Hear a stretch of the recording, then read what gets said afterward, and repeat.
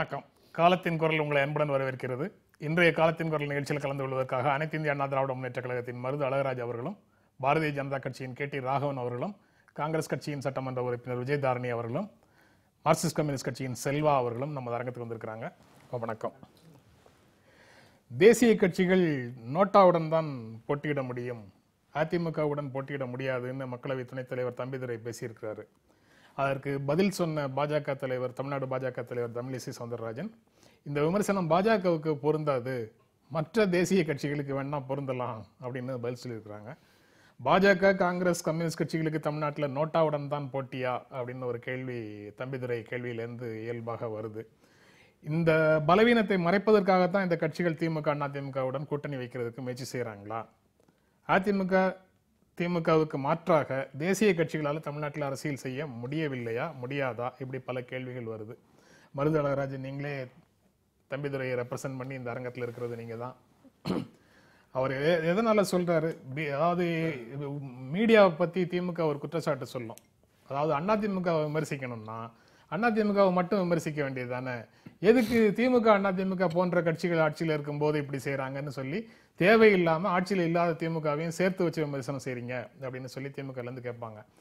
அதே மாதிரி இப்ப பிஜேபியோட உங்களுக்கு ஏதேனும் ஒரு வேறுபாடு இருந்தால், பிஜேபி நோட்டாவோட போட்டி போடுதுன்னு சொல்றதுக்கு பதிலாக தேசிய கட்சிகள் நோட்டாவோட போட்டி போடுதுன்னு எல்லாரையும் சேர்த்து சொல்றீங்க. தமிழகத்தை பொறுத்தவரையும் முக்கடல் சூழ்ந்த பாரதத்தின் மூன்றாம் பெரும் இயக்கமாக அனைத்து இந்திய அண்ணா திராவிட முன்னேற்ற கழகம் இருக்கிறது. பாராளுமன்றத்தினுடைய தரைதளத்தில் இன்றைக்கு ஒரு திராவிட இயக்கம் ஒரு அலுவலகம் பெற்றிருக்கிறது என்று சொன்னால் அத்தகைய புரட்சியை செய்தது அதிமுக தான்.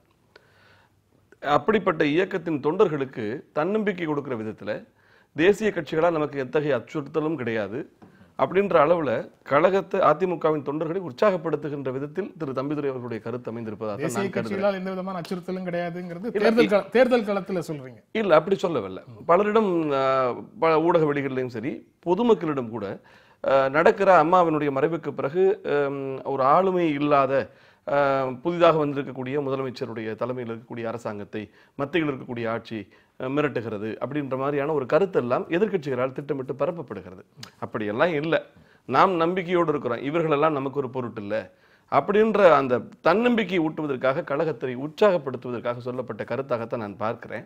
எதிர்கட்சிகள் எல்லாம் ஒரு பொருட்டு இல்லை அப்படின்னு சொல்றீங்களா, இல்ல பிஜேபி மத்தியில் ஆளும் கட்சி ஒரு பொருட்டு இல்லை நமக்கு அப்படின்னு சொல்றாங்க? இல்லைங்க, நீங்க ஒண்ணுதான். ரெண்டாவது, நீங்க சொன்னீங்க தேசிய கட்சின்றது. என்னை பொறுத்தவரை அனைத்து இந்திய அண்ணா திராவிட முன்னேற்ற கழகமே ஒரு தேசிய சிந்தனை கொண்ட கட்சி தான். அகில இந்திய அண்ணா திராவிட முன்னேற்ற கழகம் என்று அந்த அகில இந்திய என்ற வார்த்தையை புரட்சி தலைவர் சேர்த்த பொழுதே எங்களுக்கு தேசத்தின் மீதான பற்றும் தேசிய சிந்தனையும் உண்டு அப்படின்றதுக்காகத்தான் அந்த தேசியம்ங்கிறது அதிமுக இருக்கு. அதாவது திராவிட இயக்கம் அப்படின்னு அதிமுகவை தம்பிதுரை சொல்றாரு. நீங்க தேசிய சிந்தனை கொண்ட, நிச்சயம் இந்திய தேசிய சிந்தனை கொண்ட அப்படின்னு ஒரு கூட்டாட்சி தத்துவம் அப்படிங்கறத நீங்க சேர்த்து சொல்றீங்க. கூட்டாட்சி அது போக என்னதான் நம்மள கோபாலகிருஷ்ணன் சொல்லிக்கிட்டாலும் மக்கள் வேறு பெயர் சொல்லி தான் கூப்பிடுறாங்க. அந்த மாதிரி இது நீங்க தேசிய சிந்தனை கொண்ட கட்சின்னு சொன்னாலும் இதை திராவிட இயக்கமாகவோ, தேர்தல் ஆணையம் இதை தமிழ்நாடு மாநில கட்சியாகவோ மட்டும்தான் அங்கீகரிக்குது. இல்ல, அகில இந்திய அண்ணா திராவிட முன்னேற்ற கழகத்தை பொறுத்தவரை அது தேசிய சிந்தனை கொண்ட திராவிட இயக்கம். திராவிட சிந்தனைகளை தமிழகத்தில் முழுமையாக அமல்படுத்துவதிலும் கொண்டு செலுத்துவதிலும் அக்கறை காட்டக்கூடிய அதே நேரத்தில் இந்திய ஒட்டுமொத்த தேசம் என்று வருகிற போது அந்த தேசிய சித்தாந்தத்தில் நம்பிக்கை கொண்ட இயக்கமாகத்தான் அம்மா தொடங்கி புரட்சி தலைவருமே அந்த கண்ணோட்டத்தில் தான் இந்த இயக்கத்தை வளர்த்து கொண்டு வந்திருக்காங்க. இப்போ தேசிய இயக்கங்களோடு இருக்கக்கூடிய சில உரசல்கள் எங்களை பொறுத்தவரை ஒன்றுமே வேண்டாம். மத்தியில் இப்போ ஆட்சியில் காங்கிரஸ் இருக்குன்னு வச்சுங்களேன், மாநிலத்தில் இருக்கக்கூடிய கட்சியோட மோதுவாங்க. மத்தியில் ஆட்சியில் இல்லாத போது மாநில கட்சியினுடைய உறவுகளுக்கு அதை காங்கிரஸ் இயங்குவாங்க. இப்போ பாரதிய ஜனதா கட்சி கூட இன்னைக்கு ஆட்சியில் இருக்கிறதுனால அதிமுகவோடு அவங்களுடைய உறவுல ஒரு விதமான கடுமை இருக்க மாதிரி இருக்கும். இதுவே ஆட்சியில் இல்லாத 98 பாருங்க, இதே அதிமுகவினுடைய உறவுக்கு இயங்குவங்க தான். ஆக எங்களை பொறுத்தவரை மத்தியில் ஆட்சியில் இருக்கக்கூடிய தேசிய கட்சிகள் அதிகாரத்தில் இருக்கிறோம், நாங்கள் தான் இந்த நாட்டை ஆளக்கூடியவர்கள், நீங்கள் ஒரு மாநிலத்தை தான் ஆட்சி செய்யக்கூடியவர்கள் என்கிற ஒரு அந்த ஆளுமை காட்டத்தான் செய்வாங்க. அது காட்டுறது தான் இயற்கை. பட் அதையெல்லாம் கடந்து தமிழ்நாட்டில் மக்கள் செல்வாக்கு என்று பார்க்கிற போது, கட்சிகளுடைய நிலைப்பாடு என்று பார்க்கிற போது தேசிய இயக்கங்கள் இன்று வரை நோட்டாவோடு தான் போட்டியிடக்கூடிய நிலையில் தான் பலவீனப்பட்டிருக்கிறார்கள். நாம் பயப்பட தேவையில்லை. மக்கள் அரங்கத்தில் நாம் மலையளவாக உயர்ந்திருக்கிறோம் என்பதைத்தான் திரு தம்பிதுரை அவர்களுடைய தன்னம்பிக்கை கருத்தாக நான் பார்க்கிறேன். சார், தம்பிதுரையுடைய தன்னம்பிக்கை கருத்து பாரதிய ஜனதா கட்சி எப்படி பார்க்குது அதை? அதாவதுங்க, இவங்க வந்து தேசிய கட்சிகள் தமிழ்நாட்டில் வர முடியாதுன்னா இந்த தேசிய கட்சிகளோடு கூட்டணி வைத்தவர்கள் தான் இவங்க. எங்களுடைய பிரதமர் வாஜ்பாய் அப்படின்னு சொல்லியிருக்கிறாங்க. அந்த மாதிரிலாம் கூட பாராளுமன்ற தேர்தல் அப்போ கடந்த காலங்களில் அதிமுக போட்டியிடும்போது சொல்லியிருக்கிறாங்க. 39 தொகுதியில் 5 தொகுதிகள் தானே பிஜேபி கொடுத்தாங்க. அப்படி சொல்லும்போது கூட இருக்கட்டும், நான் என்ன சொல்றேன், நான் என்னைக்குமே நாங்க வந்து இன்னைய பொறுத்த வரைக்கும் ஆஸ் ஆஃப் நவ் பாதின்னு நீங்க வந்து as of now வாங்கி நீங்க போட்டியிடல. 5 தொகுதிகள் தான் கொடுத்தாங்க. ஆஸ் ஆஃப் நவ் இப்போதைக்கு நாங்க ஈக்குவல் டு ஏடிஎம்கே டிஎம்கே ஆர்கனைசேஷனலி நாங்க வந்து ரொம்ப சரிசமமானமா இருக்கோம்னு நான் கிளைம் பண்ணிக்கல. நான் எங்களை பொறுத்த வரைக்கும் we understand the socio political condition of Tamil Nadu. இந்த தமிழ்நாடு எப்படி இருக்குன்னு எங்களுக்கு தெரியாம இல்லை. ஆனால் எங்களுடைய லட்சியமாக கழகங்கள் இல்லாத இந்த தமிழகம் உருவாக வேண்டும் என்பது எங்களுடைய லட்சியம். தமிழகம் பல முறைகளில் வளர்ந்திருக்க முடியும், வளராமல் போனதுக்கு இவருடைய ஆட்சிகளும் கூட காரணம் என்பது தான் எங்களுடைய இது. அஃப்கோர்ஸ் இப்போ வந்து திரு தம்பிதுரை எதற்காக சொன்னாருன்னு மரியாதைக்குரிய சகோதரர் அழகராஜ் சொல்லிட்டார். அவங்களுடைய கட்சி தொண்டர்களை உற்சாகப்படுத்துவதற்காக சொன்னார் அப்படின்னு அவர் தெளிவுபடுத்தும் போது அவர்களுடைய தொண்டர்களுக்காக பேசிய வார்த்தைகளுக்கு நான் என்ன பதில் சொல்ல வேண்டியது இருக்கு? நீங்க அவங்க தொண்டர் இல்ல, நான் நிச்சயமா இல்லை. ஆமா. ஆனா மத்தியில ஆளும் கட்சி வந்து எப்போதுமே மாநிலத்தில் இருக்கக்கூடிய கட்சிகளை மிரட்டி பார்க்கும், அச்சுறுத்தி பார்க்கும். நாங்க இந்தியா முழுமைக்குமான ஆட்சியாளர்களாக இருக்கிறோம், நீங்க ஒரு மாநிலத்துல தான் இருக்கிறீங்க அப்படிங்கிற உணர்வோட. அதாவது நரேந்திர மோடி அவர்கள் பிரதமராக வந்த பிறகு இந்த இது பார்த்தீங்கன்னா பிளானிங் கமிஷனை வந்து அபாலிஷ் பண்ணிட்டு நித்தி ஆயோக் அப்படின்னு வந்தது. டீம் இந்தியான்னு ஒரு வார்த்தையை பில்டப் பண்ணிருக்கிறார். இந்த டீம் இந்தியாவில் பார்த்தீங்கன்னா அத்தனை முதலமைச்சர்களும் கூட அதில் உறுப்பினர்கள், அவர்களெல்லாம் சேர்ந்து தான் முடிவெடுப்பாங்க அப்படின்னு சொல்லும்போது உண்மையான ஃபெடரலிசத்தை ஆதரிக்கிற ஒரு கட்சி பாரதிய ஜனதா கட்சி. இன்ஃபேக்ட் நாங்கள் ஃபைனான்ஸ்லாம் பார்த்தீங்க, நிதியில் கூட பார்த்தீங்கன்னா 10% அதிகமாகும், 32லேருந்து 42 மாற்றி இன்னைக்கு நிதி பங்கீடில் கூட அதிகபட்சமாக மாநிலங்களுக்கு 10% உயர்த்தி இருக்கிறோம். இது வந்து மத்திய பாரதிய ஜனதா கட்சி அரசாங்கம் செய்தது. அதனால இது வந்து இப்படி இருக்கட்டும், மாநில அரசெல்லாம் எங்களோட இன்ஃபீரியர் அப்படின்னு ஒரு இடத்துலையும் நாம நினைச்சது இல்லை. அப்படி நினைச்சிருந்தா டீம் இந்தியான்னு முதலமைச்சரா அதுல மெம்பரா இருக்க வேண்டிய அவசியம் இல்லை. அதெல்லாம் செஞ்சிருக்கோம். டீம் இந்தியா பத்தி பேசியிருக்கிறீங்க, கோஆபரேட்டிவ் ஃபெடரலிசம் கூட்டுறவு கூட்டாட்சி பத்தி பேசியிருக்கிறீங்க. அப்படிலாம் வந்து மாநிலத்தை முறையாக மதிக்கக்கூடிய ஒரு ஆளும் கட்சியை, மத்திய ஆளும் கட்சியை நீங்க வந்து அச்சுறுத்தி பார்க்கிறது அல்லது அதிகாரத்தை செலுத்துகிறது அப்படின்னு எப்படி சொல்றீங்க? இல்லை, நான் எப்படி சொல்ல வரேன்னா, இப்போ திராவிட முன்னேற்ற கழகம் காங்கிரஸோட கூட்டணி வைத்திருந்த காலம்தான் 2011 வரை. அந்த கடைசி நேரத்தில் கூட பார்த்தீங்கன்னா தேர்தல் நெருங்க காங்கிரஸ் கட்சி திமுக மீது காட்டிய சில கடுமைகளும் அதன் மூலம் 64 சீட்டை எடுத்துட்டு போய் சோனியா காந்தி அம்மையாரிடம் தயாநிதி மாறன் கலாநிதி மாறன் போய் டோர் டெலிவரி செய்த நிகழ்வுகளை நீங்க பார்த்திருக்கலாம். கூட்டணிகள் இருந்தால் கூட கலாநிதி மாறன் எங்க உள்ள வந்தாரு? இல்ல, திரு தயாநிதி மாறன். நான் ஏன் சொல்ல வரேன்னா, கூட்டணிகள் இருக்கிற இயக்கத்தோடு கூட அந்த தேர்தல் அரசியலுக்காக நெருக்கடிகளை கொடுப்பது என்பது மத்தியில் ஆட்சிகள் இருக்கிற காலத்து மட்டும்தான். அது ஆட்சிகள் இல்லாத காலத்தில் அவருடைய உறவு என்பது வேற மாதிரி இருக்கும். அதனால வந்து இப்போ திராவிட இயக்கங்களோடு அல்லது அதிமுகவோடு மத்தியில் இருக்கக்கூடிய அரசாங்கம், இப்போ நீங்கள் சொன்னீங்க குமரியில் நடந்த பேரழிவுகள் இருக்கு. இப்போ அதுக்கு பிறகு வரதா புயலுடைய தமிழகம் பாதிக்கப்பட்ட போது மத்திய இன்றைக்கு $155 பில்லியன் தமிழ்நாட்டிலிருந்து வரி வருவாயை மத்திய அரசாங்கம் அள்ளிட்டு போகுது. இந்தியாவிற்கே இன்னைக்கு பல மாநிலங்களுக்கு சம்பளம் போடுறதுக்கு தமிழ்நாட்டினுடைய வரி பணம் பயன்படுகிறது. நீட்டில் 44 மருத்துவக் கல்லூரிகளுடைய இடங்கள் எல்லாம் எடுத்துட்டு போய் இன்னைக்கு இந்தியாவே பகிர்ந்து கொடுக்குறோம். தமிழ்நாட்டினுடைய இன்னைக்கு கட்டமைப்பு, உட்கட்டமைப்பு, சுகாதாரம், உடல் உறுப்பு தானம் அத்தனையிலும் பார்த்தீங்கன்னா 24 விருதுகளை மத்திய அரசு அறிவிக்குது. அதுல மூன்றில் ஒரு பங்கு 8 விருதுகளை தமிழ்நாடு வென்று வருகிறது. திராவிட இயக்கங்களுடைய காலத்தில் தமிழ்நாடு பீடு நடைபோடுகிறது. குறைகள் இருக்கலாம், குறைகள் இல்லாமல். இப்ப நீங்க உத்தரப்பிரதேசத்துல ஒரு பெரிய புரட்சியை கொண்டு வரும்னு சொன்னாங்க, 70 பிள்ளைங்க ஆக்சிஜன் இல்லாம இறந்து போச்சு. அப்படிப்பட்ட நிர்வாக சீரர்கள்லாம் தமிழ்நாட்டில் இல்லை. ஆக நான் என்ன சொல்ல வரேன்னா, குறைகள் இருந்தால் கூட அதை நாங்கள் சரி செஞ்சுப்போம். ஆனால் நாங்கள் மத்திய அரசாங்கம் எப்பொழுதுமே அதிகாரத்தில் இருக்கிற தேசிய கட்சிகள் அவங்க சொல்ற குறைகளை நீங்க யாரும் பெருசுபடுத்த மாட்டாங்க. உங்களுக்கு தான் மக்களுடைய செல்வாக்கு இருக்கும், அவங்க நோட்டாவோட தான் போட்டிக்கிடணும். இல்ல, அது நான் என்ன சொல்ல வரேன்னா, அதான் சொன்னேன், கடந்த ஆர்கே நகரில் பாரதிய ஜனதா கட்சி நோட்டாவுக்கு கீழே வாங்கிருச்சு. காங்கிரஸ் கட்சி நோட்டாவுக்கு கீழே தான் இன்னும் கீழே போக வேண்டி வரும்ன்றக்காக போட்டிகள் இருந்து எப்பவுமே தேர்தல் அறிவிக்கிறதுக்கு முன்னாடி திமுக ஆதரவு ஒதுங்கிடுவாங்க அவங்க. ஸோ அந்த வகையில தேசிய இயக்கங்கள் மக்கள் மன்றத்தில் நமக்கு நிகரானவர்கள், போட்டிகள் இல்லை அப்படின்றத சொல்லியிருக்காரு. இல்ல இல்ல அது கிடையாது. காங்கிரஸ் கட்சி வந்து கூட்டணியில இருக்கு, அது புரிஞ்சுக்கங்க. செல்வி ஜெயலலிதா ஒதுங்கிறதுக்குலாம் அங்க ஒண்ணும் இல்ல. முதலமைச்சராக இருந்த செல்வி ஜெயலலிதா அவர்கள் தேர்தலில் தோற்கடிக்கப்பட்ட வரலாறு தமிழ்நாட்டில் உண்டு. அதையும் மைண்ட்ல வச்சுக்கணும். நீங்க விஜயதரணி தேசிய கட்சிகள்னு தம்பிதுரை சொன்னது பிஜேபிக்கு பொருந்தாது, மற்ற கட்சிகளுக்கு வேண்டுமானால் பொருந்தலாம் அப்படின்னு டாக்டர் தமிழிசை வந்து அதுக்கு எதிர்வினை ஆற்றியிருக்கிறாங்க. அது எதுக்கு அதாவது அவங்க முந்திக்கிட்டு இதை சொல்றாங்க. பட் உண்மையாகவே ஆர்கே நகர் தேர்தலில் நோட்டாவுக்கும் கீழே போனது பிஜேபின்ட்டு நிரூபிக்கப்பட்ட ஒன்று. நீங்க காங்கிரஸ் திமுக கூட்டணியில காங்கிரஸ் வேட்பாளர் விட்டிருந்தாலும் சரி, திமுக வேட்பாளர் விட்டிருந்தாலும் சரி, ஜெயித்த வேட்பாளருக்கு அடுத்தபடியா வந்திருக்கோம், அடுத்தபடியா வர அதே சூழ்நிலைகள் தான் இருக்கும். ஆனால் ஆர்கே நகரை பொறுத்தவரை அந்த பர்டிகுலர் சீட் வந்து ஏற்கனவே திமுக நின்ன சீட் எங்க கூட்டணியில போன தேர்தலில். அந்த சீட்டுக்கு தான் பை எலெக்ஷன் வந்திருக்காங்க. காங்கிரஸ் நிக்கணும்னு அவசியம் இல்லை. மக்கள் நல கூட்டணியில வேணா அவங்க யாரையாவது ஃபீல்டு பண்ணியிருக்கலாம். அவங்க எடுத்த முடிவு இந்த மாதிரி திமுகவை ஆதரிக்கிறதுங்கிற முடிவில் மக்கள் நல கூட்டணியை சேர்ந்த முக்காவாசி மெம்பர்ஸ் வந்து வேண்டான்னு நிக்கலன்னு சொல்லுவாங்க. அதோடைய பரிமாணம் வேற.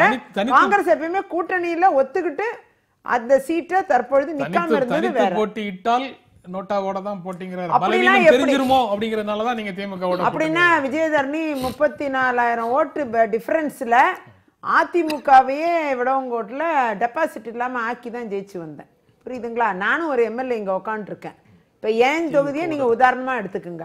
அந்த திமுகவோட கூட்டணி, சாரி திமுகவோட கூட்டணி, அந்த இடத்துல திமுகவோட வாக்குகளை பிரித்து பார்க்க இயலாது. ஆனால் அதே நேரம் அதிமுக தமிழ்நாட்டிலே டெபாசிட் போன ஒரே தொகுதி விஜயதரணியோட என்னோட தொகுதி விளவங்கோடு. இப்ப ஏன் நானே உட்காந்துருக்கேன் இந்த அரங்கத்துல.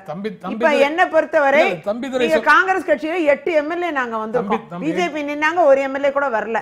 சரி, நாங்க 8 எம்எல்ஏ உள்ள இருக்கோம் இல்லையா? காங்கிரஸ் வந்து சட்டசபையில 3வது பெரிய கட்சி இன்றைக்கு. நீங்க அதை பார்க்கணும். போன தடவை 34 சீட் வந்தோம்ல, அத்தனை வந்திருப்போம்ல. தம்பிதுரை சொல்றாரு, திராவிட கட்சிகள் ஆட்சிக்கு வந்த பிறகுதான் தமிழ்நாட்டு மக்களுக்கு சாப்பிட இலவச அரிசியே கிடைச்சது. காங்கிரஸ் ஆட்சி காலத்துல அரிசிக்கு பஞ்சம் ஏற்பட்டு ஆட்சி மாற்றமே ஏற்பட்டது. அன்னைக்கு சுதந்திரம் பெற்ற இந்தியா, வளர்ந்து வரும் இந்தியா படிப்படியா அன்னைக்கு வந்து திராவிட கட்சிகள் நாங்க வளர்த்து விட்ட பிறகு உள்ள நுழையிறாங்க. இப்ப நீங்க வளர்ந்த குழந்தைக்கு சோறு போடுறது ரொம்ப ஈஸி, ஒரு பிரச்சனை இல்லை. பிறந்த குழந்தைய காப்பாத்துறது தான் ரொம்ப நோய் நொடி இல்லாம காப்பாத்தி அதுக்கு உயிரூட்டி அதை வளர்த்து வந்து அதுக்கு சரியான உணவு கொடுத்து தந்தையா தாயா இருந்து வளர்த்தி அதை கொண்டு வர்றதுங்கிறது ரொம்ப பெரிய விஷயம். அந்த வேலையை நாங்க செஞ்சிருக்கோம், காங்கிரஸ் கட்சி செஞ்சிருக்கோம். அந்த வகையில வந்து இந்த பிறந்த குழந்தை, சுதந்திரம் பெற்ற இந்தியாவில் கடும் பஞ்சம், அந்த பஞ்சத்தில் இருந்த இந்தியாவை காப்பாற்றி தேசியமயமாக்கல் கொள்கைகளை கொண்டு வந்து எல்லா வங்கிகள் தேசியமயமாக்கல் எல்லாம் அன்னை இந்திரா காந்தியோட காலமா இருக்கட்டும், பண்டிட் ஜவஹர்லால் நேரு காலமா இருக்கட்டும், படிப்படியாக கொண்டு வந்து காமராஜர் வரை நாங்க வந்து தூய்மையான ஒரு நேர்மையான இந்தியா, நேர்மையான தமிழகத்துக்கான வாய்ப்புகளை நாங்க உருவாக்கணும். அதன் பின்னர் திராவிட கட்சிகள் வந்தாங்க, இல்லைன்னு இல்லை. வளர்ந்த குழந்தை ஓரளவுக்கு வளர்ந்து 18 வயசு 20 வயசு ஆன குழந்தை. நீங்க செய்த அத்தனை பணிகளையும் தமிழ்நாட்டு மக்கள் ஏற்கவில்லை. இல்ல ஏற்கவில்லை இல்ல, எங்களுக்கும் வாக்களிச்சிருக்காங்கல்ல. அந்த 12 வருஷம் எங்களுக்கும் ஓட்டு போட எங்களை வந்து ஆட்சியில வச்சாங்க இல்லையா? தொடர்ந்து பெருந்தலைவர் காமராஜர் இருந்தாரு, அதுக்கப்புறமா பக்தவச்சலம் ஐயா இருந்தாங்க, தொடர்ந்து நாங்க ஆட்சியில இருந்தோம். அதன் பின்னர் தானே வந்து மக்கள் ஒரு மாற்றத்தை விரும்பினார்கள். அந்த மாற்றம் 50 வருஷமா கொடுத்துட்டு இருக்காங்க. இன்னைக்கு 50 வருஷத்தோட வளர்ச்சி என்னன்னு நம்ம பார்க்கணும். மாறி மாறி திராவிட கட்சிகள் இருந்திருக்காங்க, இல்லைன்னு இல்லை. ஒரு 20 வயசு ஆன குழந்தைய கல்யாணம் பண்ணி கொடுத்த பிறகு வளர்க்குறதுங்கிறது ஒரு பெரிய விஷயம் இல்லை.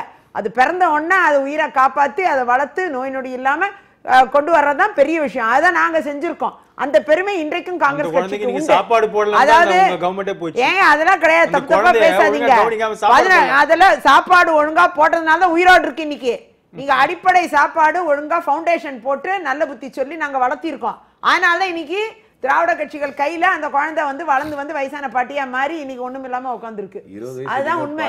அதாவது இல்ல இல்லையே 20 வயசு வந்து நான் சொல்றது 1969ல. இன்னைக்கு அந்த குழந்தைக்கு கூட 47 வயசு சேர்த்துக்குங்க, 50 வயசு சேர்த்துக்குங்க, சரிங்களா? இப்ப அந்த குழந்தைக்கு வயசு கிட்டத்தட்ட 70 வயசு ஆக போகுது, அதுதான் அதோட குழந்தையோட வயசு. அந்த குழந்தைய 70 வயசு குழந்தையெல்லாம் அவங்க இன்னைக்கு குடு பாட்டியே அந்த இல்லை தாத்தாவாயி அந்த குழந்தை இன்னைக்கு ரொம்ப நலிவடைந்து போய் நொந்து போய் உக்காந்துருக்கு. நொந்து போன குழந்தைக்கு இப்போ அவங்க பராமரிப்பு எப்படி பண்றதுன்னு தேடிக்கிட்டு இருக்காங்க. அதுதான் உண்மை. ஆகையால் தமிழகத்தை பொறுத்தவரை இனி உயிரோட்டம் உள்ள ஒரு இந்தியாவில் தமிழகமும் ஒரு சிறந்து விளங்க வேண்டும் என்பது எல்லோருடைய கொள்கையாகவும் இருக்கு, அது இல்லைன்னு இல்லை. ஆனால் இன்றைக்கு இருக்கக்கூடிய சூழ்நிலைகளில்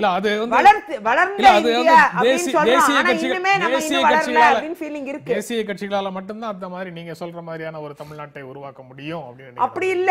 நீங்க திராவிட கட்சிகளும் 50 வருஷம் இருந்திருக்காங்க, அவங்க பங்களிப்பு இருக்கு. இப்ப நான் ஏதோ எங்களால மட்டும்தான் இது முடியும். நாங்க வளர்த்தினோம் அந்த குழந்தைய, அதுக்கப்புறம் ஒருத்தர் ஒப்படைச்சு அவங்க எடுத்துக்கிட்டாங்க. அந்த குழந்தைய வளர்த்தி கொண்டு வந்த பங்குல பாத்தீங்கன்னா அவங்கவுங்க அவங்களோட நல்ல பங்களிப்பை செஞ்சிருக்காங்க. நாம இல்லைன்னு சொல்லி அவங்கள குற்றச்சாட்ட விரும்பல. பேசலாம். செல்வா, நோட்டாவோட போட்டியிடக்கூடிய தேசிய கட்சிகள்ல மார்க்சிஸ்ட் கம்யூனிஸ்ட் கட்சியும் இருக்கும். அது தேசிய கட்சின்னு சொல்லணுமா, தேர்தல் ஆணையம் சொல்றதுனால அதையும் தேசிய கட்சின்னு சொல்லி பார்க்கலாம். இல்ல சில மாநிலங்கள் 3-4 மாநிலங்கள்ல மட்டும்தான் தன்னுடைய பிரசன்ஸ் கொண்ட ஒரு கட்சின்னு சொல்லணுமாங்கிறது எனக்கு தெரியல.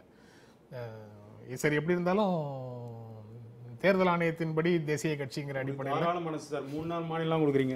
2 மாநிலம் தவிர வேற இடங்கள்ல இருக்குல்ல, 4 அவங்களுடைய பிரசன்ஸ் இன்னைக்கு இப்படி இருப்பாங்க, நாளைக்கு நிறைய மாநிலத்துல வரலாம். நீங்க ஒண்ணுமே இல்லாத நீங்களே வர முடிஞ்சுன்னா எல்லாமே இருந்தவங்க போயிட்டு வர எவ்வளவு நேரம் ஆக போகுது? உங்களோட கூட்டணி தான் வரலன்னு என்னமோ அவங்க தான் உங்களோட கூட்டணி வரலன்னு அவங்க வந்தா வரட்டும், வராட்டி போட்டோம். அவங்களே சொன்னாலும் சரி, யார சொன்னாலும் சரி, ஒண்ணுமே பார்லிமெண்ட்ல 2 இருந்த நீங்க உங்களால 300 சில்லற வர முடியுதுன்னா மத்தவங்க அதே மாதிரி ஆண்டாண்டு காலம் இருந்தவங்களால மீண்டும் எந்திரிச்சு வர முடியாதா? கம்யூனிஸ்ட் அவர் பண்ணட்டான், நீங்க எங்களையும் சேர்த்து சைடு குத்துவீங்கல்ல, அதுல நாங்க உஷாரா இருப்போம். இப்போ திராவிட கட்சின்னு சொல்றாரு தம்பிதுரை. திராவிட கட்சின்னு சொல்லுவதற்கு அதிமுகவுக்கு தகுதி இருக்கான்னு முதல் கேள்வி இருக்குது. ஏன்னா திராவிட கட்சி என்றாலே ஒரு பகுத்தறிவு, பெண் விடுதலைக்காக பேசணும், மாநில சுயாட்சி உரிமைக்காக பேசணும், சமூக நீதி கொள்கைக்காக நிற்கணும். கிட்டத்தட்ட அதையெல்லாம் கீழே போட்டு மிதிச்சு மத்திய அரசாங்கத்துடைய ஒரு கைப்பாவை தமிழக அரசாங்கம் செயல்படுதுன்றது தான் தமிழ்நாட்டு மக்களுடைய பகிரங்கமான குற்றச்சாட்டு. இப்போ தம்பிதுரை இதை பேசுவதற்கான காரணம் என்ன? ஒருவேளை ஆர்கே நகர் தேர்தலில் இவங்க தோர்த்தது தமிழ்நாட்டு மக்கள் மேலே தன்னுடைய ஆட்சிக்கு வந்திருக்கக்கூடிய கோபம் இதெல்லாம் பார்த்து கொஞ்சம் பிஜேபி விமர்சனம் பண்ணுறான்னு நான் நினைக்கிறேன். அதுதான் அங்கே இருக்க விஷயம். இல்லாட்டி இவங்க ஏதாவது என்ன ரைடுக்கு வருவான்றது பயமான்றது தெரியல. அதனால திராவிட கட்சின்ற சொல்லக்கூடிய விஷயத்தில் அதிமுகவோட இப்போதைய ஆட்சி இல்லைன்ற எனக்கு கருத்து ஒன்று. ரெண்டாவது, இன்றைக்கு பார்த்தீங்கன்னா இவங்க சொல்லக்கூடிய தேசிய கட்சின்ற இடத்த நாங்கள் எப்படி பார்க்கணும், மார்க்சிஸ்ட் கட்சியை பொறுத்த வரைக்கும் மாநில உரிமைகள் அடிப்படை, மாநிலங்களுடைய கூட்டு தான் நம்முடைய இந்திய அரசு. அப்போ ஃபெடரல் தான், ஸ்டேட்டு தான் இது. அப்போ இந்த விஷயங்களோட என்னன்னா மாநில உரிமைகளுக்காக நிற்க வேண்டிய விஷயம் அடிப்படை. அப்போ மார்க்சிஸ்ட் கம்யூனிஸ்ட் கட்சியை பொறுத்த வரைக்கும் மாநிலங்களுடைய உரிமைகளுக்காக குரல் கொடுக்கக்கூடிய ஒரு கட்சி. அந்த அடிப்படையில் பார்த்தோன்னா தேசியம் என்பது பிஜேபி சொல்லக்கூடிய தேசியம் கிடையாது. அது அவர் என்னன்னா ராகவன் சார் கூட சொன்னார், அவங்க என்னன்னா தேசிய கட்சி என்பது கிட்டத்தட்ட மத்தியத்துவப்படுத்தக்கூடிய ஒரு சூழலுக்கு இன்னைக்கு பிஜேபி எல்லாமே சென்ட்ரலைசேஷன் தான். நீங்க ஸ்டேட் அட்டானமியை காலி பண்ணக்கூடிய ஒரு கட்சி தான் இன்னைக்கு அதிகாரத்தில் இருக்கு. கோஆபரேட்டிவ் ஃபெடரலிசம் அப்படின்னு சொல்றதுதான் டீம் இந்தியான்னு சொல்லி எல்லாம் அதெல்லாம் பேர். அதான் நீங்க சொன்ன மாதிரி கோபாலகிருஷ்ணன் பேர் சொன்னாலும் பேர் தான் அப்படி இருக்குன்னு பேர் பெத்த பேர் தாகத் நீல் இந்த மாதிரி தான் அந்த விஷயம் இருக்குது. அப்ப நீங்க பார்த்தீங்கன்னா நீங்க உயர்கல்வியில் இருக்கக்கூடிய ஏஐசிட்டிலேருந்து யூஜிசிலேருந்து எல்லா விஷயம் நம்ம பார்க்க முடியும். நீட்ல நம்முடைய அனிதாவுடைய மரணத்துக்கு உட்பட இந்த மத்திய அரசாங்கத்தினுடைய கொள்கை தான் காரணம். அவரு நம்ம அதிமுக நண்பர் சொன்னது போல பார்த்தீங்கன்னா இன்னைக்கு தமிழ்நாட்டினுடைய உரிமைகளில் பொதுவாக இந்தியாவுடைய மாநில உரிமைகள் எப்படி பறிப்போது என்பதை அவர் கடைசி பேச்சில் சுட்டி காமிச்சாரு. அப்ப இந்த அளவுக்கு மாநில உரிமைகளை பறிக்கக்கூடியதுதான் அந்த கட்சி. அப்ப தேசிய கட்சி அவருடைய பேச்சில் அவர் சுட்டி காட்டினாரு அப்படின்னா அதிமுக அந்த போன்ற விஷயங்களுக்கு எதிராக குரல் கொடுக்குதுன்னு பொருள். ஆனா நீங்க ஒரு குரல் கொடுக்க இல்ல. அது ஏன் சொல்றாங்க இப்ப சொல்வதற்கான காரணம் தான் என்னன்னா, இப்ப அதான் நம்மளுடைய தமிழிசை அக்கா சொன்னாங்க இல்லையா, நாங்க வாட்ச் பண்ணிட்டு தான் இருக்கிறோம், ரொம்ப ஓவரா பேசாத, ரைடு அக்கா தெளிவா தான் சொல்லியிருக்காங்க.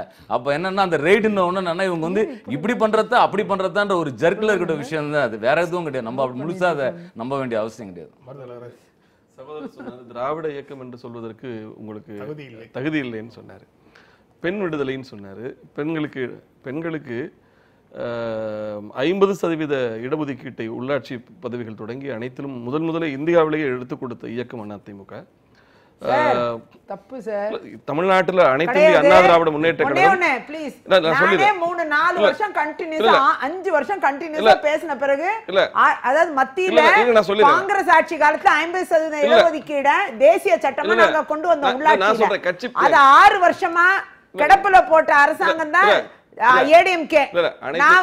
நான் தப்பா சொல்ல நினைக்காதீங்க. நானே வருஷம் டிமாண்ட்ல ஜெனரல் டிஸ்கஷன்ல சபையில சட்டசபையில தொடர்ந்து பேசியிருக்கேன். 6 வருஷம் தான் அம்மையார் அவர்கள் 2ஆம் முறை ஜெயிச்சு வந்த பிறகுதான் அதை அலோ பண்றாங்க.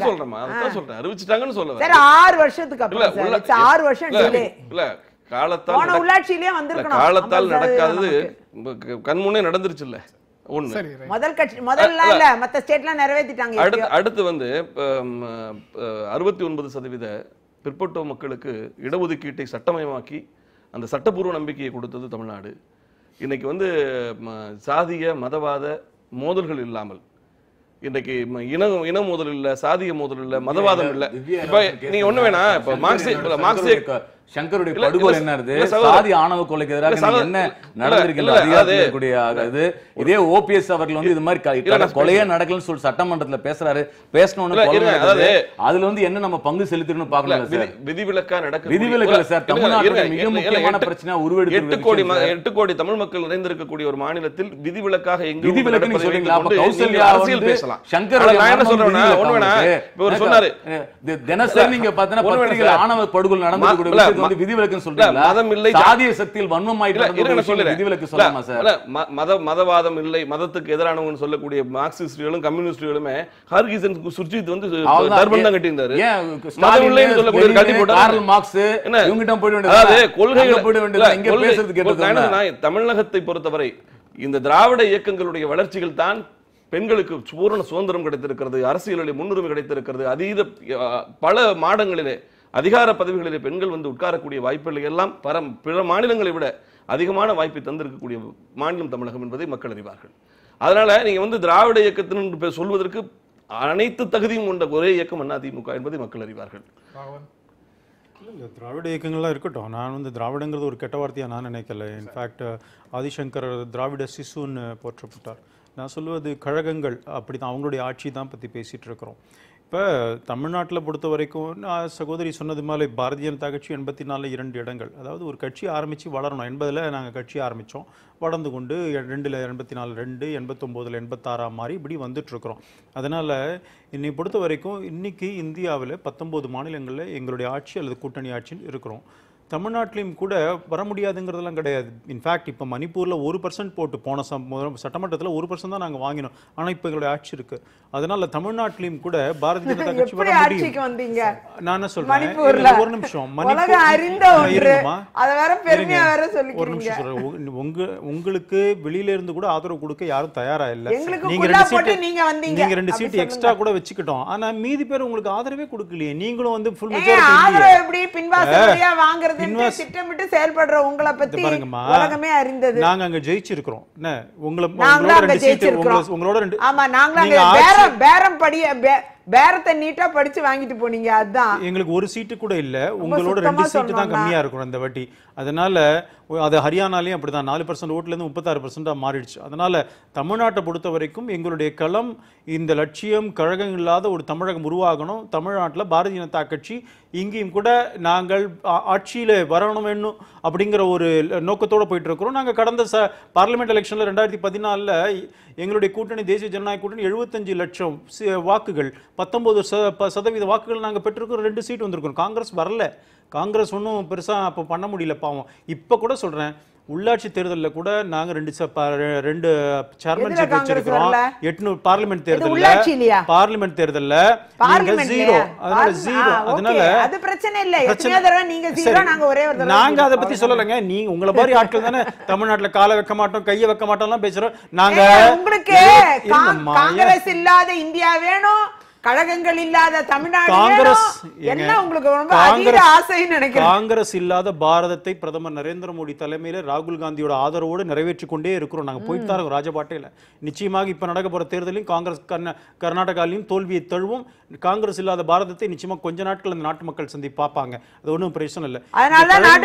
தமிழ்நாட்டை பொறுத்த வரைக்கும் இந்த தேசிய கட்சி வளர முடியும் என்பதை எதிர்காலத்தில் காட்டும். பல மாநிலங்கள்ல நீங்க ஜெயிச்சிட்டு இருக்கும் போதே குஜராத்ல வந்து பழைய இட்டாலியை விட கொஞ்சம் கூடுதலாக சீட்டுகளை காங்கிரஸ் அதிகமா ஜெயிச்சு வந்துருச்சு. 22 வருஷம் இல்லாத காங்கிரஸ் எந்திரிச்சு உட்கார்ந்துக்கிச்சு. ஆட்சியெல்லாம் சொன்னா நீங்க சொல்றது போராட்டம். ஏங்க 22 நான் சொல்றேன் 22 வருஷம் இல்லாத காங்கிரஸ் எந்திரிச்சு உட்கார்ந்துக்கிச்சு. உங்களோட தவறான அட்மினிஸ்ட்ரேஷனால 22 வருஷம் ஒரு ஆட்சி இருக்கு. இங்கேயும் அங்கேயுமாக அங்க சட்டமன்ற உறுப்பினரோ அங்க இருக்கிற அமைச்சர் மீதோ சில இது இருக்கலாம். ஆனா ஆட்சியை பிடிக்கணும் சார். 91 சீட் இருந்தா போறோம். உங்களுக்கு 99 சீட்டு நாங்க ஜெயிச்சிருக்கிறோம். அதாவது இங்க இருக்க தமிழ்நாட்டுல திமுக இவங்களுடைய ஆதரவுல மைனாரிட்டி அரசாங்கம் நடத்திருந்தாங்க பாருங்க. அத மாதிரி இல்ல குஜராத்ல அப்சல்யூட் மெஜாரிட்டியோட எங்களுடைய ஆட்சி இப்ப வந்து ஆட்சி.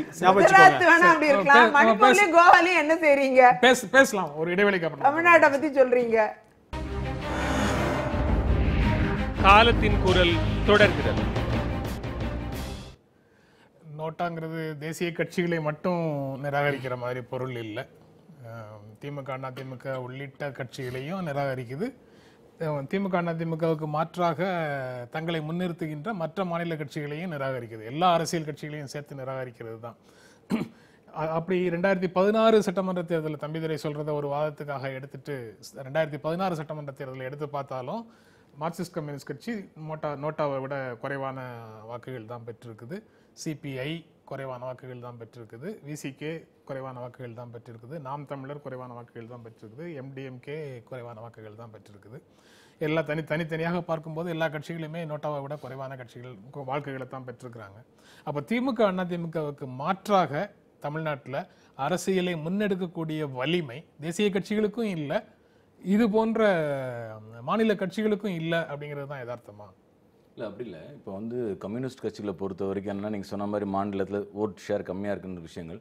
ஆனால் பொதுவாக நீங்கள் மக்களோட பிரச்சனைகளை களத்தில் நிற்கிறோம். இன்னைக்கு நீங்கள் பஸ் கட்டண உயர்வு கூட பார்த்தீங்கன்னா நிற்கிறோம். இந்த போராட்டத்தில்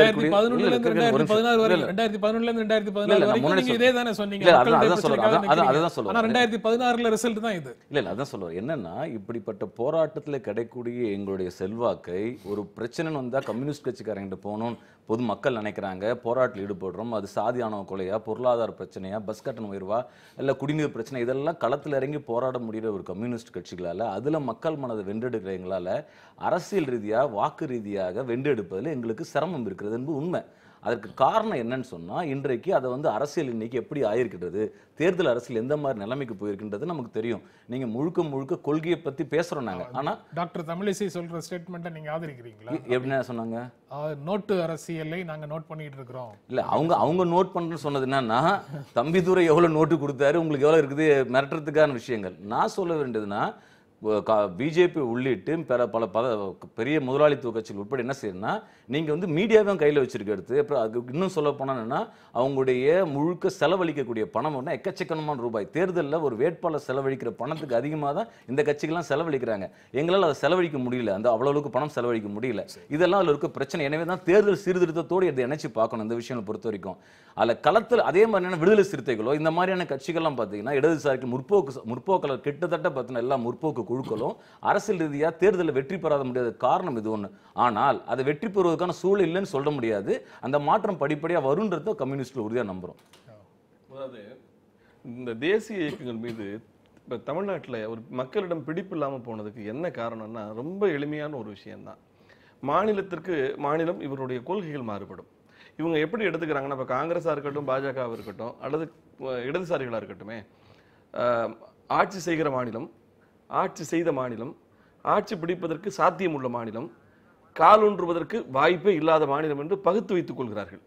இப்போ கர்நாடகத்தில் காவிரி நீர் பிரச்சனை வந்ததுன்னு வச்சுக்கோங்களேன், காவியின் குரலும் கதலும் குரலும் ஒன்னா தான் இருக்கும். பஸ் கட்டண உயர்வு வந்து ஆந்திரால வந்தாலும் சரி கேரளால வந்தாலும் சரி அவங்க வந்து போராடுறதுல இருவேறு கொள்கை இல்ல அது வந்து தங்களுடைய இருப்பை காட்டிக் கொள்வதற்கு வேற என்ன பண்ண முடியும்? ஒரு அப்படி ஒரு கட்சி இருப்பதுக்கு பிரச்சனை ஏதாவது கிடைக்குமான்னு பார்த்துட்டு இருப்பாங்க. இருப்பு காட்டிக்கிறது தங்கள் இருப்பை என்னங்க இது பேச்சு? தங்கள் இருப்பு காட்டுறதுக்கு மக்கள்கிட்ட அவ்வளவு தைரியமா பேச முடியுதா? தேர்தல் தைரியம் இருக்கு உங்களுக்கு? தேர்தல் மூலம் மக்கள் பாதிக்கிறது தேர்தல் மூலம் தாங்கள் வாங்கிய ஓட்டுகள் மூலம் நாங்கள் இருக்கிறோம், தேர்தல் மூலம் தாங்கள் இருக்கிறோம் என்பதை காட்டப்படுவதற்கு வழி இல்லாதவர்கள் கொச்சப்படுத்துவதில்லை. பிரச்சனைகளை தேடி நீங்க அலையறீங்க, மக்களை தவறாக போராடுவதற்கு தூண்டுவீங்க. உங்களால் தீர்வு தர முடியாதவர்கள். பிரச்சனை என்பது உங்களுக்கு ஆக்சிஜன், உங்கள் கட்சிக்கு ஆக்சிஜன், அது மக்களுக்கான தீர்வு கிடையாது. உங்களை பொறுத்தவரை இதுதான் பிரச்சனை வருவதற்கு, பிரச்சனையை தூண்டுவது, மாணவர்களை தூண்டுவது, போராட்டங்களை தூண்டுவது, கமிஷன் வாங்குறது, ஊழல் செய்வது, இது உங்களுடைய இயக்கம். நாங்க வந்து பாதிக்கப்படும் அதிகாரத்தில் இருப்பவர்கள் மீது வேற என்ன சொல்ல முடியும்? அதிகாரத்தில் இருப்பவர்கள் மீது நீங்க ஊழல் குற்றச்சாட்டு சொல்ல முடியும். அதிகாரத்தின் பக்கமே போக முடியாது உங்களால், அதை மட்டும் தான் செய்ய முடியும். அதிகாரம் எதுக்கு கனவு உங்களுக்கு ஆட்சி கட்டில் அருகிலே போக முடியாது. உங்களுக்கு ஓட்டு போடுவதற்கு மக்கள் ஒருபோதும் தயார் இல்லை. உங்க கொடியை பார்த்தாவே முகம் சுளிச்சிட்டு போயிடுவாங்க. கம்யூனிஸ்டுகளை பார்த்தாவே எல்லா ஜனங்களும் அந்த கொடியை தான் போராடுறாங்க. ஜாதி வெறி பிடிச்சாலே ஆட்சி அதிகாரத்தில் வந்து அமர்வதற்கு முன்பே சைக்கிள் டயர் எடுத்துட்டு போய் பாஸ் அரசே ராஜினாமா செய்யணும் எழுதிருவீங்க. உங்களை மாதிரி தீர்வுகளை சொல்ல தெரியாம பிரச்சனைகளை பேசிய உயிர் வாழக்கூடிய இயக்கங்கள், உயிர் வாழ துடிக்கிறீங்க. உங்களுக்கு பிரச்சனை கிடைக்குமா? பஸ் ஏத்துனா 7 வருடமா பேருந்து கட்டணம் ஏற்றப்படவில்லை. கசப்பு மருந்து கொடுக்காமல் காய்ச்சலை நிறுத்த முடியாது. மாத்திரை சாப்பிட்டு தான் மருந்து சாப்பிட்டா தான் பிரச்சனை. சட்டமன்ற உறுப்பினருடைய ஒரு சட்டமன்ற வாங்கி வச்சுப்பீங்க, சாதாரண மக்களுக்கு பஸ் கட்டணும், ஒரு சட்டமன்ற போக்குவரத்து தொழிலாளி காசு கொடுக்க முடியல. ஒரு சட்டமன்ற உறுப்பினருக்கு எந்த சட்டமன்ற உறுப்பினர் நஷ்டத்துல இருக்காங்க? ஒரு சட்டமன்ற உறுப்பினர் ஒரு தொகுதியில இன்னைக்கு நடக்கக்கூடிய நல்லது கெட்டதுல போய் பங்கெடுத்து மக்களோடு போய் ஒவ்வொரு தொகுதியை போய் சுத்தி வர்றதுன்னா ஒரு நாளைக்கு ஆகக்கூடிய டீசல் விலை 80 ரூபாய். இன்னைக்கு டீசல் விலை, சட்டமன்ற பெட்ரோல் விலை 80 ரூபாய். ஒரு சட்டமன்ற உறுப்பினர் உங்களை கேளுங்க, இவங்களுடைய தொகுதிக்கு போய் சம்பளம் சொல்லிட்டு சட்டமன்ற உறுப்பினராகவே யாரும் இல்ல உங்க கட்சியில, அதனால உங்களுக்கு வழி தெரியும். அப்படி இல்ல. என்ன தெரியுமா, நீங்க என்ன தெரியுமா, உங்க கட்சியில இருக்கிற எம்எல்ஏ தாவக்கூடாதுன்றதுக்காக 5 வருஷம் ஆட்சி நடத்துறதுக்கு சம்பளம் எடுத்து வச்சு நடத்தி வச்சிருக்கீங்க.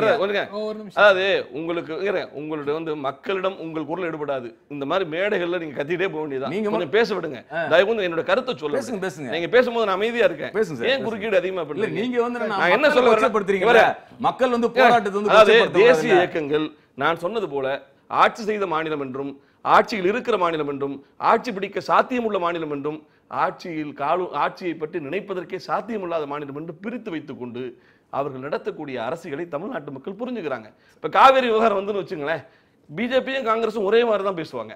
கர்நாடகத்துக்கு சாதகமாக தான் பேசுவாங்க. ஏன்னா அங்கே வருவதற்கு வாய்ப்பு இருக்கு, இங்கே வாய்ப்பே இல்லை. அப்படிங்கல நீங்க எத்தனை நீதிமன்றம் சொன்னாலும் சரி, நீதிமன்றத்தின் உத்தரவுகள் கூட எங்களை கட்டுப்படுத்தாதுன்னு காவிரியில கை கழுவி விட்டுருவாங்க. ஆக இந்த மாநிலத்தினுடைய உரிமைகளுக்கு திராவிட இயக்கங்களை விட்டால் வேறு வழி இல்லை என்பது தமிழ்நாட்டு மக்களுக்கு தெரியும். அந்த அவங்க உணர்ந்திருக்கிறாங்க. அதனால திராவிட இயக்கம் அண்ணா திராவிட இயக்கம் கிடையாது, அனைத்து இந்திய அண்ணா திராவிட முன்னேற்ற கழகம். நீங்க என்ன நீங்களும் போலி கம்யூனிஸ்டுகள். கம்யூனிஸ்டுகள் நீங்க கம்யூனிஸ்டுகள் கிடையாது. ஸ்டாம்ப் நீங்க கம்யூனிஸ்டுகள் கிடையாது. வந்து நீங்க கம்யூனிஸ்டுகள் கிடையாதுன்னா மார்க்சியம் உங்களுக்கு கம்யூனிஸ்டே கிடையாது. டர்பன் கட்டிங்க, டர்பன் கட்டிப்பீங்க. கூவத்தூர்ல நீங்க கும்மாளம் போட்டீங்க. நீங்க பாரதிய ஜனதா கட்சி தமிழ்நாடு கிளை வந்து தமிழ்நாடு பிரச்சனைகள்ல ஒரு நிலையை எடுக்கத்தானே செய்யுது, தமிழ்நாட்டுக்கு சாதகமான ஒரு நிலையை எடுக்கத்தானே செய்யுது. உங்களோட சேர்ந்து அவங்களும் குரல் கொடுக்கத்தானே செய்யறாங்க. காங்கிரஸ் கட்சியும் தான். நான் ஒவ்வொன்னா சொல்றதுக்கு வந்தேன். காங்கிரஸ் கட்சியை சொல்லாம நான் முடிக்க மாட்டேன். முல்லை பெரியார் வந்த கம்யூனிஸ்டோட நிலைப்பாட்டு பாருங்க, இரட்டை நாக்கா இருக்கும். ஒண்ணும் கிடையாது, ஒரே ஏன்னா இங்க பேசினா அங்க இருக்கிற போயிருமே நினைப்பாங்க. ஒன்னும் பிரச்சனை. ஆக இவர்கள் நேரத்திற்கு ஏற்ற போல, இடத்திற்கு ஏற்ற போல பேசுகிற பேச்சு இருக்கு பாருங்க. அதனாலதான் இவர்கள் மக்களை தமிழ்நாட்டிலே மக்களின் நம்பிக்கையை இவர்கள் இழந்திருப்பதற்கு காரணம் இவர்கள் வாக்கு வங்கி அரசியல் தான் இவங்களுக்கு முக்கியம். இவங்களுக்கு வாக்கு வங்கி அரசியல் தான்.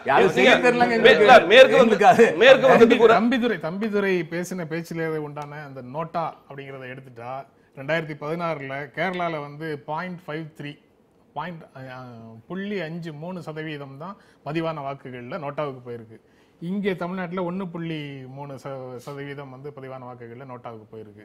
அப்போ திமுக, அதிமுக உள்ளிட்ட கட்சிகளை இங்க நிராகரிக்கிற பெர்சன்டேஜ் தான் அதிகம், சதவீதம் தான் அதிகம். கேரளால காங்கிரஸையும் மார்க்சிஸ்டையும் நிராகரிக்கிறவங்களை விட ரெண்டு திராவிட இயக்கங்களுக்கு போட வேணாம்னு நினைக்கிற மக்கள் அதனை போற போக்குல கம்யூனிஸ்டுகளுக்கோ பிஜேபிக்கோ கூட போடுறதுக்கு கூட மனசு இல்லை. சரி, அதுதான் மக்களுடைய மனநிலை. சரி, இந்த இரண்டு இயக்கத்தின் மீது வேண்டாம்னு நினைச்சா கூட அதுதான் அந்த வேண்டாம்னு நினைக்கிற ஓட்ட கூட இவர்கள் போடுவதற்கு மக்களுக்கு எண்ணம் இல்லைன்னு சொன்னா அந்த அளவுக்கு இவர்கள் மீது தான் வெறுப்பு அதிகமா இருக்கு. அங்க காங்கிரஸுக்கு மார்க்சிஸ்ட் மேலே இருக்கிற வெறுப்பை வந்து பிஜேபிக்கு ஆதரவாக போட்டுறாங்கன்னு பொருள். அப்போ எங்க மேல வெறுப்பு, உங்க மேல வெறுப்பு. ஆர்கே நகர்ல ஆளுங்கட்சி ஏன் தோத்து போச்சு? மீனவர்களுக்கு நீங்க என்ன பண்ணீங்க? அடிச்சார் ஜெயக்குமார் அவர்கள் அமைச்சருக்கு. அதே துறையில ஆர்கே நகர் மீனவர்கள் வந்து அந்த என்ஜின் பிரச்சனை போது சட்டத்தை வச்சு அடிச்சீங்க. நீங்க கன்னியாகுமரியில் ஒக்கி போயில எட்டியே பார்க்கல முதலமைச்சர். இங்க உட்காந்து நல்லா டிவியில் வேடிக்கை பார்த்திருந்தாரு. எங்களுடைய மாநில செயலர் போனாரு. இல்ல முதலமைச்சர் களத்துக்கு பல கட்சி தலைவர் போனார்கள். சட்டமன்ற உறுப்பினர் அவங்களுக்கு தெரியும். அவங்களுக்கு தெரியும். முதலமைச்சர் இங்க நடந்த போது அவர் கன்னியாகுமரிக்கு போனதும் தெரியும். இதுவரை இல்லாத அளவுக்கு சந்திக்க முடியல. தனியார் கூட்டம் வச்சு இதுவரை இல்லாத சந்திச்சோம்னு சொல்லிட்டு போட்டோ கொடுத்தீங்க. மக்களை சந்திக்க முடியாத ஒரு முதலமைச்சர் இதுவரை இல்லாத அளவுக்கு சந்திக்க முடியல. இதுவரை இல்லாத அளவுக்கு இழப்பீடு கொடுத்து விட்டு சென்ட்ரல் மினிஸ்டர் போறாங்க. மத்த கட்சி தலைவர் இவருக்கு நடப்பரசியல் தெரியாம பேசுறாரு. முதலமைச்சர் போகலங்கிறாரு. கன்னியாகுமரிக்கு முதலமைச்சர் போகலையா? போய் 20 லட்சம் ரூபாய் இழப்பீடு கொடுக்கலையா? அது உங்களுக்கு தேவையில்லாத விஷயம். தேடுதல் நடக்குது. மத்திய அரசாங்கத்தின் கட்டுப்பாட்டில் மத்திய அரசினுடைய கட்டுப்பாட்டில் தான் மீனவர்களுக்கு அவர்கள் தேடுகிற பணி எல்லாம் இருக்கிறது. தேடுகிற பணி நடக்கிறது. ஒரு முடிவு வந்து என்னன்றது தெரிஞ்சதுக்கு பிறகு தானே போக முடியும். அதே மத்திய அமைச்சர் எத்தனை பேர் இறந்திருக்காங்கன்னு தெரியல. அவங்க சென்ட்ரல் மினிஸ்டர் என்ன சொன்னாங்க? எத்தனை பேர் இறந்திருக்காங்கன்னு தெரியல. நீங்க அதே மத்திய அமைச்சர்கள் அனுப்பப்படுறாங்க. தமிழ்நாடு அரசாங்கம் எவ்வளவு கவனம் செலுத்தல சொல்லிட்டு விமர்சனம் பண்ணாங்க. 3 அமைச்சர்கள் தலைமையில எவ்வளவு ஷார்ப்பா நடந்து 3 அமைச்சர்கள் தலைமையில 3 அமைச்சர்கள் ஒரு குழுவே கன்னியாகுமரியில் தங்கி இருந்து வேலை செய்யறாங்க. அதற்கு பிறகு முதலமைச்சர் போகிறார். எப்ப போனாருன்னா ராகவன் விஜயதரணி 2 பேரும் சொல்லுங்க. மாநிலத்துக்கு மாநிலம் நிலை எடுக்கிறீங்க. இல்லை கிடையாது. நான் என்ன சொல்கிறேன், முல்லை பெரியாரில் கொடுங்க சுப்ரீம் கோர்ட்டில் ஜெயிச்சிட்டாங்க. அஃப்கோர்ஸ் அதில் ஜெயலலிதா அவர்களும் வழக்கு தொடுத்தாங்க, கலைஞர் அவர்கள் தொடர்ந்து நடத்தினாருங்கிறதெல்லாம் ஓகே. அப்போது அந்த மாதிரி அந்த ஒரு அதுக்கு ஒரு சேர்மனை இது பண்ணி அப்பாயிண்ட் பண்ணி அப்போ கேரளா அரசாங்கம் கவுண்டர் பெட்டிஷன் கொடுத்தாங்க. முல்லை பெரியார் உயர்த்தக்கூடாது, சுப்ரீம் கோர்ட் டைரக்ஷன் இருந்தாலும் கூட அதை டிஸ்மிஸ் பண்ணார் அந்த சேர்மன். இப்போ இன்றைக்கி முல்லை பெரியார் 142 அடி இருக்குதுன்னு சொன்னால் அணை நீர்மட்டம் அதுக்கு பிஜேபி அரசாங்கம் காரணம். 5 மீனவர்கள் தூக்கு தண்டனையில் அங்கே இலங்கை நீதிமன்றத்தினால் தண்டிக்கப்படும் போது மீட்டு வந்தது பாரதிய ஜனதா கட்சியுடைய மத்திய அரசாங்கம். ஃபாதர் அலெக்ஸ் பிரேம்குமார் அவரை மீட்டு வந்து இல்லை தலிபான் தீவிரவாதிகள் கடத்தினாங்க, அவரை மீட்டு வந்தது பிஜேபி அரசாங்கம். இங்கே தமிழ்நாடா ஆந்திராவா இதுன்னு பார்க்கல. இந்திய அரசாங்கம் எல்லா மாநிலத்திலும் இருக்கிற பிரச்சனைகளுக்கு அவர்கள் தீர்வு கொடுத்து கொண்டு தான் இருக்கிறார்கள். நீங்கள் வந்து உங்களுக்கு நல்லா தெரிஞ்சிருக்கிறோம், முதல்ல இங்கே சென்னையில் புயல் வரும்பொழுது வெள்ளம் வரும்பொழுது முதல்ல வந்தது பிரைம் மினிஸ்டர். இப்போ Nirmala Sitharaman very next day போனாங்க. பொன் ராதாகிருஷ்ணன் அன்னைக்கு இருந்தார். Very next day Nirmala Sitharaman பாதுகாப்புத்துறை அமைச்சர் அங்கே போனாங்க. அவங்களோட ட்விட்டர்லேயே எடுத்து பாருங்க, தினம் எந்தெந்த கப்பல்கள் எங்கெங்கே தேடிக்கொண்டிருக்கிறது, எத்தனை ஏர்கிராஃப்ட் தேடிட்டு இருக்குன்னு எல்லாத்தையுமே பதிவுலாம் போட்டாங்க. அந்த அளவுக்கு ப்ரோஆக்டிவாக தான் எங்களால் முடிந்த வரைக்கும் அதை செஞ்சுட்டு தான் இருந்தோம். இப்போ மாநில அரசாங்கத்தை பொறுத்த வரைக்கும் இதற்கு மாநில அரசாங்கம் பதில் சொல்லி ஆக வேண்டும். முதலமைச்சர் என்னைக்கு சென்றாங்க, எப்பொழுது போயிருக்கணும், எப்போ போனார், நிச்சயமா அதுக்கு தமிழக அரசாங்கம் பதில் சொல்லித்தான் ஆகணும். இன்னைக்கு என்னைக்கோ போனதெல்லாம் முக்கியம் இல்லை. இங்க இருக்கிற மாநிலத்தினுடைய அரசர் அவர், முதலமைச்சருங்கிறது அரசர். அப்போ அவர் அங்கே போயிருக்கணுமா இல்லையா? தேடி இருக்கோம், அரசாங்கம் தேடுது, கோஸ்ட்கார்டு தேடுதெல்லாம் இருக்கணும். ஒரு ஆதரவோடு உங்களோட நான் இருக்கேன்னு சொன்னாலே ஒரு ஆறுதலுங்க அது. அவர் போய் தேடணும், அவர் போய் கப்பலை தூக்கின்னு போய் தேடணும்னு யாரும் சொல்லலை. அதுக்கான மிஷனரிஸை டிப்ளாய் பண்றாங்க. அது கூட இருந்து செஞ்சாலே மக்கள் கொஞ்சம் ஆறுதலா கிடைச்சிருக்கும். அதனால இங்க பாருங்க, முதலமைச்சர் ஐயா, முதலமைச்சர் அந்த மாநிலத்துடைய முதலமைச்சர், அந்த நீங்க சொந்த மாநிலத்துடைய சொந்த மாநிலத்துடைய முதலமைச்சரே போவதற்கு தயாராக இல்ல. அச்சம் இருக்கிறது உங்களுக்கு. அந்த மக்கள்கிட்ட போனா என்ன நடக்கும்னு தெரியல. அங்க முதலமைச்சர் அங்க இருக்கிறார், பிஜேபிக்கு முதலமைச்சர் இருக்கிறார், அங்க நடவடிக்கை எடுத்துட்டு இருக்கிறார். உங்கள மாதிரி இல்ல. எங்கேயும் அமைச்சர்கள் அமைக்கப்பட்டது, இன்னைக்கு அனுப்பப்பட்டது, இவர்களுக்கு என்ன ரிசல்ட்னே தெரியல. எத்தனை பேர் தேடுதல் வேட்டை நடந்துட்டு இருக்கு. கொஞ்சம் நீங்க அவரை சொல்லிட்டு நீங்க பண்ணலாமா? அதுக்கு பிறகு அவரை நீங்க சொல்லிட்டு நீங்க நடுவுல வரலாமா? அவசியம் பேசுங்க, என்ன கவுண்டர் பண்ணுங்க, வேண்டான்னு சொல்ல. நான் என்ன சொல்றேன், திரு தம்பிதுரை அவர்கள் இவ்வளவு பேசுறாரு. இந்த ஆட்சி இருப்ப வரைக்கும் தான் இங்கே இவர்களுக்கு செல்வாக்கு இருப்பதாக பார்க்க முடியும். நீங்கள் இருக்கும்போதே தமிழ்நாட்டில் 15-16 வருஷமாக ஒரு ஆளுங்கட்சி இடைத்தேர்தல் தோத்ததே இல்லைங்க. இந்த மாதிரி தோத்துட்டாங்க. பிஜேபி பொறுத்த வரைக்கும் இவ்வளவு கமெண்ட் பண்றீங்க. பிஜேபி 2006க்கு அப்புறம் நாங்க எந்த தேர்தலும் யாருடைய கூட்டணி இவங்களோட அதிமுக திமுக நாங்க இல்ல, எங்களோட தலைமையில ஒரு கூட்டணி உருவாக்கணும். அதே மாதிரி இடைத்தேர்தல நாங்க ஃபைட் பண்ணிருக்கோம். தோக்கறம் ஜெயிக்கணும்ன்றதெல்லாம் அரசியல் டிஃபரண்ட். நாங்க எல்லா இடைத்தேர்தலும் நின்னுஇருக்கோம். எங்களுக்கு அந்த ஒரு தைரியம் இருக்கு. காங்கிரஸ் மாதிரியா இருந்தோம், கம்யூனிஸ்ட் மாதிரியா இருந்தோம். நாங்க கடந்த 15 ஆண்டுகளாக நடைபெற்ற அனைத்து இடைத்தேர்தல்களும் நியாயமாக நடத்தப்பட்ட தேர்தல்கள், அதுல ஆளுங்கட்சி வெற்றி பெற்றது அப்படின்னு நீங்க உறுதியா சொல்றீங்களா? சார் நான் என்ன சொல்றேன், இந்த இடைத்தேர்தலில் 15 வருஷம் இந்த இப்போதைக்கு இந்த இடைத்தேர்தலை நம்ம பார்த்தோம். நியாயமா நிச்சயமா இல்லை. தமிழ்நாடு இந்த அளவுக்கு திருமங்கலம் ஃபார்முலா, டிடி தினகரன் ஃபார்முலான்னு ஆரம்பிச்சு இதுல பெருமை வேற பேசிக்கிறாங்க இவங்க. இதுல திமுகக்கும் அதிமுகக்கும் இந்த மாதிரி கிளைம் பண்ற ரைட்டே கிடையாது. திருமங்கலம் ஃபார்முலா திமுகனா காஞ்சிபுரம், இந்த அடுத்த இடைத்தேர்தல்லாம் அதிமுக ஆட்சியில் இருக்கும்போது என்னெல்லாம் பண்ணாங்கன்னு பார்த்தோம். எதுக்காக நிச்சயமா கிடையாது. நீங்க அங்க ஓட்டுக்கு பணம் கொடுத்தோன்னு கேட்டு பாருங்க, போய் கேட்டு பாருங்க சார். சார் அதே மாதிரி தஞ்சாவூர், அரவக்குறிச்சி எல்லாம் எதுக்காக கேன்சல் பண்ணுது? நீங்க மாநிலத்தை 2 அசம்பிளி எலெக்ஷன் 2 கட்சியினால பாதிப்பு, பணம் செலவு பண்றாங்க தான் அதை ஒத்தி வச்சாங்க. மீண்டும் அதே கேண்டிடேட் போடுற அளவுக்கு அடாசிட்டி இவங்களுக்கு இருந்திருக்குது. அதான் இங்க தமிழ்நாட்டில் இவங்க பண்ற அராஜகம், தேர்தல் அராஜகம். விஜயதரணி, அதான் மாநிலத்துக்கு மாநிலம் நீங்க வேறு வேறு நிலைப்பாடு எடுக்கிறீங்க. தமிழ்நாட்டுக்கு சார்பான நிலை வர்றதில்லை. ஆட்சிக்கு இங்க வருவதற்கான வாய்ப்பு இருந்தால் ஒரு நிலை, வருவதற்கு வாய்ப்பு இல்லை என்றால் ஒரு நிலை. அப்படி கிடையாது. போன முறை காங்கிரஸ் கட்சி 34 சட்டமன்ற உறுப்பினர்களை நாங்க பெற்றிருந்தோம். இந்த முறையும் 8 குறைஞ்சிருக்கமே தவிர, போன முறைக்கு முந்தைய முறை, போன முறை 5 பேரு, இந்த முறை 8 பேர் நாங்க ஜெயிச்சிருந்தாலும் இன்னைக்கு காங்கிரஸ் கட்சி 3வது பெரிய கட்சியா இன்னைக்கு தமிழ்நாடு சட்டப்பேரவையில் இருக்கோம். ஆனால் சட்டமன்றத்துல மொத்தம் எத்தனை கட்சிகள் இருக்கு? 4 கட்சி தான். அதுல 3வது பெரிய கட்சி ஆளுங்கட்சி, எதிர்கட்சி திமுக, அடுத்து காங்கிரஸ், அப்புறம் ஐயுஎம்எல்ல ஒரே ஒரு மெம்பர். நாங்க இவ்வளவு பேர் தான் இருக்கோம். அந்த வகையில பாத்தீங்கன்னா இன்னைக்கு அந்த இடத்துக்கு கூட பிஜேபி வரல. நீங்க ஆர்கே நகர் தேர்தலை பொறுத்தவரை இவர்களோட சூழ்நிலை, ஒரு மெம்பர் இருக்காங்க, அவங்க 4வது கட்சி, மொத்தம் 4 கட்சிகள் தான். அதன் பின்னர் சுயேட்சை. அவங்க உதயசூரியன்ல நின்னவங்களா தனியா? இல்ல, அவங்க உதயசூரியன் இல்ல, சின்னம் ஐயுஎம்எல் அவங்க சின்னத்துல, சொந்த சின்னத்துல நின்னாங்க. அதனாலதான் அவங்கள ஒரு தனி கட்சியா அங்கீகாரப்படுத்தி இருக்காங்க. அவங்கள இவங்க தனியரசு அவங்கெல்லாம் ரெட்டல் நின்னாங்க. ஆகையால் அவங்க அதிமுகவோட மர்ஜ் பண்ணி பார்க்குறோம். ஆனால் ஐயுஎம்எல் அப்படி பார்க்க முடியாது. அதே இப்போ எங்களை பொறுத்தவரை நீங்கள் கன்னியாகுமரி பற்றி பேசினாங்க. கன்னியாகுமரியில் உண்மை நிலை அங்கே இருந்து பார்த்தவன் நான், எனக்கு நல்லா தெரியும். அந்த வகையில் பார்த்தீங்கன்னா முதலமைச்சர் கிட்டத்தட்ட 12 நாட்களுக்கு பிறகு வர்றாரு. அதுக்கு முன்னாடி அமைச்சர்கள்லாம் வர்றாங்க. வந்தவங்கள வரலன்னு நான் சொல்ல மாட்டேன், வந்தாங்க, ஆய்வுக்கெல்லாம் போனாங்க. அதே மாதிரி மத்திய அமைச்சர் நிர்மலா சீதாராமனும் வந்தாங்க. ஆனால் என்ன நடக்குது, இவங்க கோஸ்ட்கார்டை வச்சு 20 நாட்டிக்கல் மைல் 30 நாட்டிக்கல் மைலுக்குள்ள தேடுறாங்க. ஆனால் காணாமல் போனவர்கள் நூற்றுக்கணக்கான மீனவ சகோதரர்கள் காணாமல் போனது கிட்டத்தட்ட 250 நாட்டிக்கல் மைலுக்கு அப்புறம். 250 நாட்டிக்கல் மைலுக்கு அப்புறம் என்னைக்கு தேட ஆரம்பிக்கிறாங்கன்னா 13வது நாளைக்கு அப்புறம் தேட ஆரம்பிக்கிறாங்க. எத்தனை பேர் உயிரோடு இருப்பாங்க? அத்தனை நாள் போட்டு கவிழ்ந்து அது மேலே நின்று, அந்த கவிழ்ந்து மிதக்கிற போட்டு மேலே நின்றுட்டு ஒரு சப்ளைஸும் இல்லாமல், தண்ணி கூட குடிக்க இல்லாமல் அந்த உப்பு தண்ணியில் கிட்டத்தட்ட 5 நாள் 6 நாள் உயிரை பிடிச்சிட்டு 7வது நாள் ஒரு சகோதரர் உள்ளே நான் இனிமேல் என்னால் வாழ முடியாது அப்படின்ட்டு முடியாமல் உள்ளே சிங்க் ஆகி போகிறாரு. கூட இருக்கிற 3 பேர் அது சாட்சி பார்க்குறாங்க, கண்ணீரோடு பார்க்குறாங்க. அடுத்த அந்த வந்த ஹெலிகாப்டர் ஒரு 1 மணி நேரம் முன்னாடி வந்திருந்தா அந்த சகோதரரை காப்பாற்றிருக்கலாம். இன்னைக்கு அப்படிப்பட்ட சூழ்நிலைகளை நாங்கள் கன்னியாகுமரியில் சந்தித்தோம். இப்போ அப்படி இருக்கும்பொழுது இன்றைக்கும் நிர்மலா சீதாராமன் பாதுகாப்பு அமைச்சர் என்ன சொல்கிறாங்க, நாங்கள் கைவிட்டோம், இந்த தேடுதலை நாங்கள் கைவிடுறோம்.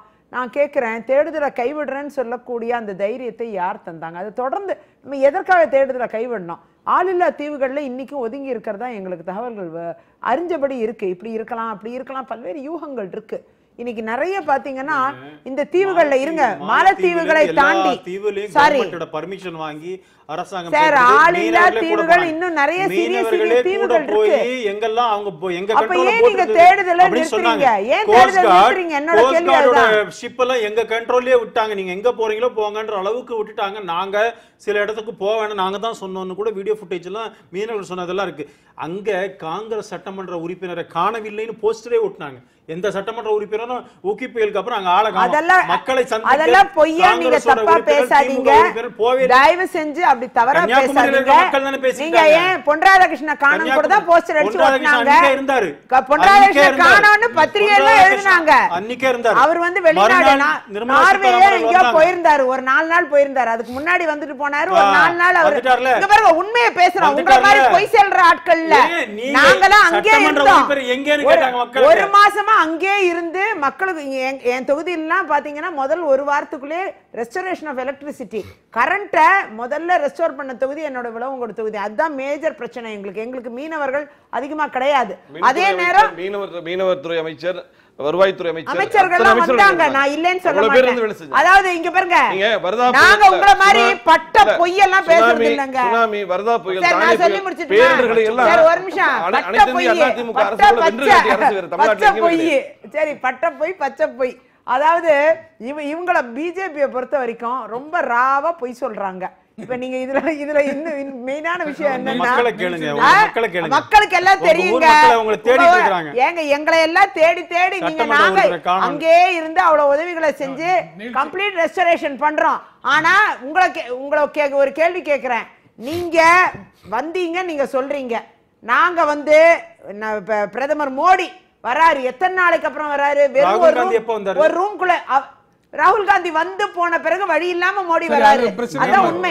அந்த அளவுல பாத்தீங்கன்னா புகைப்படம், வெறும் புகைப்படம் மட்டும் பாக்குறாரு மோடி. பார்த்துட்டு ஒரு ரூம்குள்ள இருந்துட்டு விருந்தினர் மாளிகை இருந்துட்டு போயிடுறாரு. இப்படி என்ன பிரதமர் எங்களுக்கு ஓகி புயலுக்கு வரணும்? இன்னைக்கு நிதி ஒதுக்குனீங்களா? 10,000 கோடி நாங்க எதிர்கட்சிகள் கேட்டிருக்கோம். இருங்க நான் சொல்லி முடிச்சிடுறேன். 10,000 கோடி நாங்க கேட்டிருக்கோம். 9,302 கோடி முதலமைச்சர் கேட்டிருக்காரு. நீங்க என்ன கொடுத்திருக்கீங்க?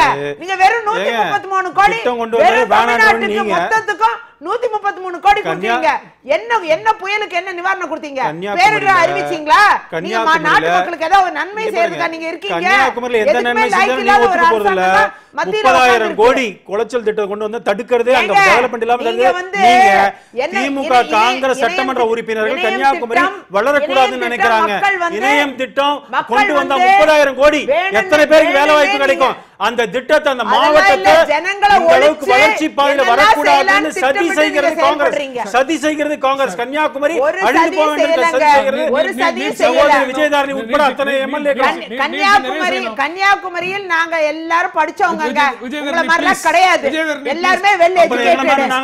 நாங்க எங்க மக்களுக்கு எது நல்லதோ எங்களுக்கு தெரியும். கன்னியாகுமரி மாவட்டத்துக்காக படிச்சவங்க நாங்க படிச்சோம் இல்லன்றீங்களா? செல்வா, தமிழ்நாட்டுல தேசிய கட்சிகள் அமைக்கவே முடியாது, திராவிட கட்சிகள் தான் அரசமைக்கும் அப்படின்னு சொல்லி தம்பிதுரை சொல்றாரு. தேசிய கட்சிகளால ஆட்சி அமைக்கவே முடியாதுன்னு சொல்றாரு. நீங்க எப்படி பார்க்கறீங்க? அந்த ஒரு கேள்விக்கு 4 பேர்ட்டையும் கேட்டு நிகழ்ச்சி நிறைவு செய்யறேன்.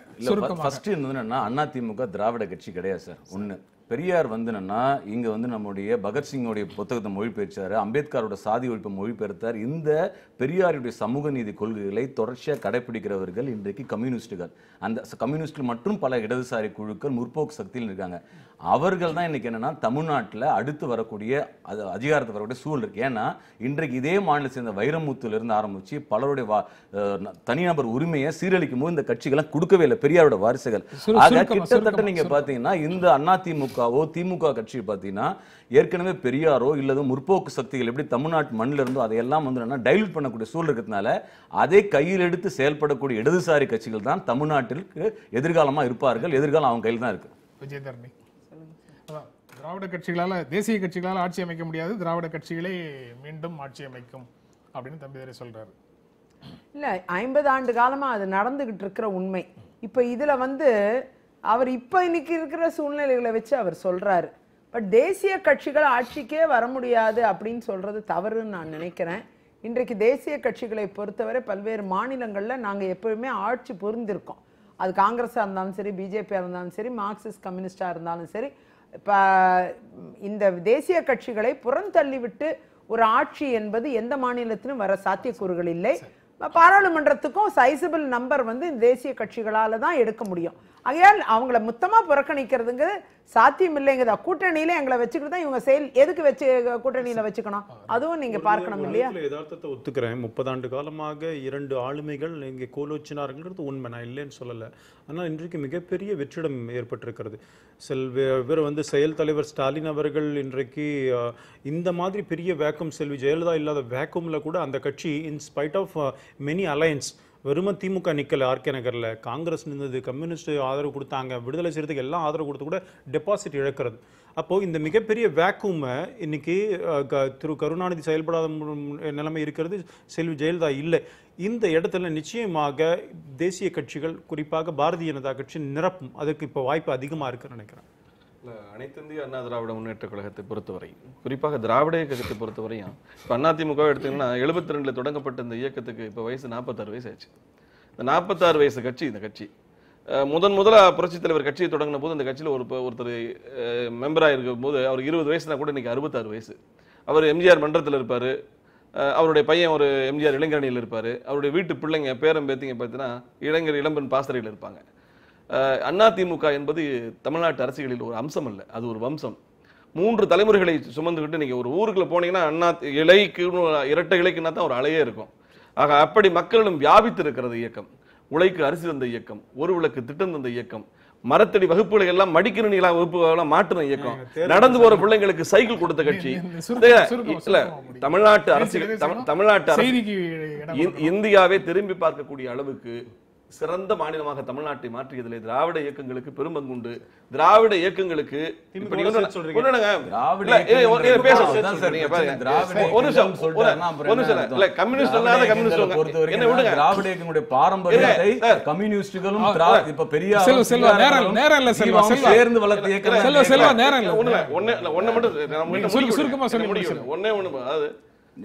தனியா மீனவர்களுக்கு தனி அமைச்சகம் அமைப்போம்னு சுஷ்மா ஸ்வராஜ் ராமேஸ்வரத்தில் பெரிய கூட்டம் போட்டு பேசுறாங்க. புதுசா ஒரு அதையெல்லாம் செய்யணும். காவேரி மேலாண்மை வாரியத்தை உடனே அமைச்சு கொடுக்கணும். இது போல தமிழ்நாட்டு மக்களுக்கு நன்மையை செய்து நோட்டாவை மிஞ்சுறதுக்கு தேசிய கட்சிகள் முயற்சி செய்யணும்னு சொல்றீங்க.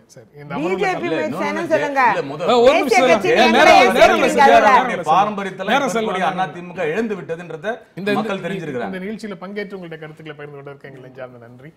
மீண்டும் சந்திப்போம். நன்றி, வணக்கம்.